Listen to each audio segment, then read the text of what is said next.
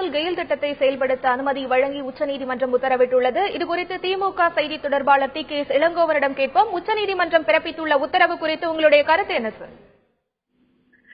அந்த திட்டம் சிறந்த திட்டம். கெயில் நிறுவனத்தின் குழாய் பதிப்பு திட்டம் சிறந்த திட்டம் தான். இருந்தாலும் நாங்கள் வைத்த கோரிக்கை அதை நெடுஞ்சாலை ஓரமாகவே அந்த குழாயை பதித்தால் விவசாயிகளுக்கு பெரிய அளவிலே பாதிப்பு ஏற்படாது என்றுதான் தெரிவித்திருக்கிறோம். அந்த வகையிலே அந்த குழாய் பதிப்பு பணிகளை நெடுஞ்சாலை ஓரமாகவே பதித்து வருவதன் மூலம் விவசாய நிலங்களுக்கும் பாதிப்பு ஏற்படாது, மரங்கள் வளர்ப்பதோ மற்ற பிரச்சனைகளும் வராது என்ற காரணத்தினால் அதை சொல்லி இருக்கிறோம். அந்த திட்டத்துக்கு எதிராக திமுக இல்லை.